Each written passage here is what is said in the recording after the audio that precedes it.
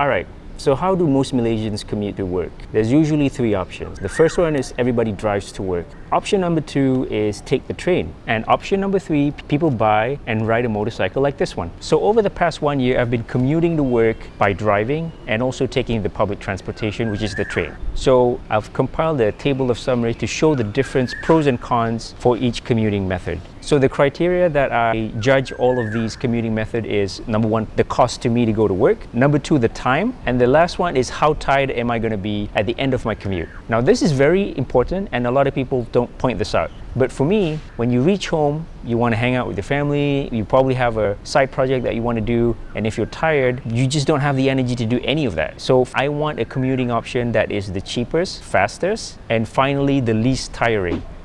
Alright, so let's compare the first option here, which is to drive a car. Now the pros of driving a car to work is that it's somewhat predictable, and point number two is that it's more comfortable sitting inside your car with nice seats, air conditioning, and your own privacy rather than taking the public transport.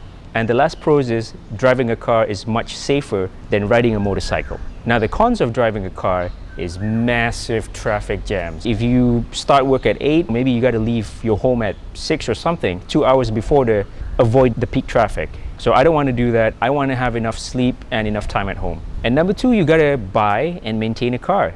You have to pay insurance, you got to service it, you got to wash it, polish it. All this other stuff consumes a lot of your money. And on top of that, you have to pay insane KL rate parking, which I'm just so fed up of paying all of this. So that being said, my commute is like maybe 6 kilometers. And if I drive, it takes about 20 minutes one way. It will cost me about 4 ringgit in petrol, and parking is 7 ringgit a day. And that's cheap. So it costs 11 ringgit one day to commute to work. And this is the least tiring commuting option out there. So that's the pros and cons of driving a car to work in Malaysia.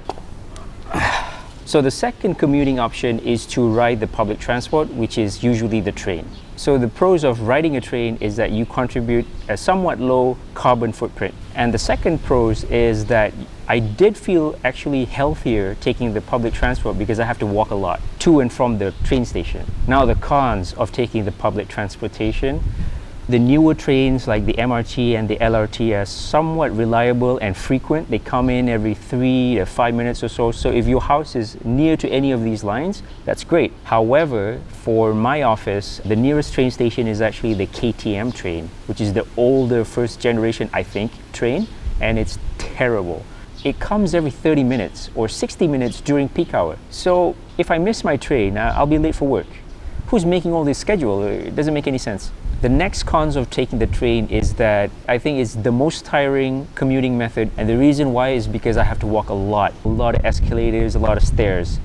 So although it is healthy, by the time I reach home or reach my office, I'm usually really sweaty and my clothes are wet. Makes it uncomfortable. Now taking the train, ironically, takes me the longest time to commute. Where I work and where I live is only 6 kilometers away. Driving, it takes 15-20 minutes tops during rush hour, but taking the train in 1 day round trip, I'm wasting 2 hours. That's too much time. And ironically, the train ticket is not cheap at all. So because I have to transfer and I have to tap every time I switch to a new train, it will cost me roughly about 4 to 5 ringgit one way every day. It doesn't make any sense. So round trip, around 9 ringgit per day. So taking the train is not cheap, it takes me the longest time, and it is the most tiring commuting method. So all this led me to think, man, I live in KL, my office is just right there. Maybe a scooter would make a lot of sense. And I started to talk to some friends who do ride a motorcycle to go to work. And for a lot of them, they don't complain about traffic jams. Most of the time it's free parking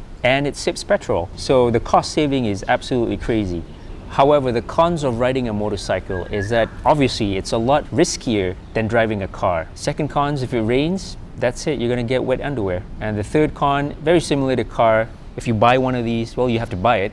And second of all, you gotta maintain it. But the good news is the maintenance cost is not as high as maintaining a car. So I've been riding this for like a week now. I haven't really gone to my office because unfortunately I work from home now. But I anticipate that my petrol cost will be roughly about 2 ringgit per day, Parking in my condo is free. I don't have to pay nothing. Car, you have to pay 100 ringgit a month. We have a dedicated motorcycle parking for my office, but we don't have to pay anything. That's crazy. Because for a car, they charge 180 or 200 or some ridiculous number. I don't want to pay that much for parking. Now, in terms of tiring, I don't think it's that tiring, but it's not as relaxed as driving a car. Main reason is because you're out in the element and you really have to stay in focus and aware of what's going on around you, much more than you would if you were driving a car. And I think that peak attention will make you a little bit tired.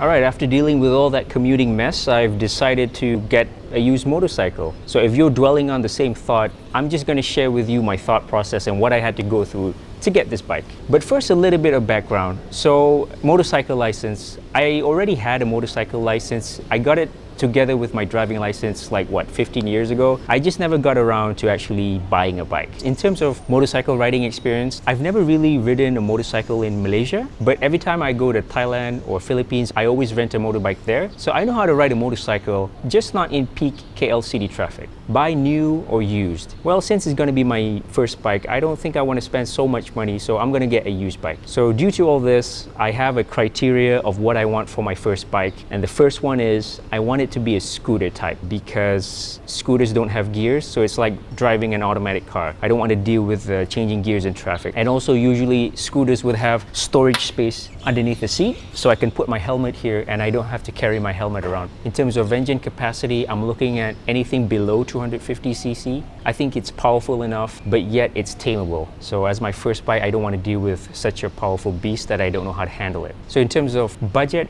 I'm looking at anything below 7K, and I'm going to pay cash. All right, so those are my criteria to get my first used motorcycle in Malaysia.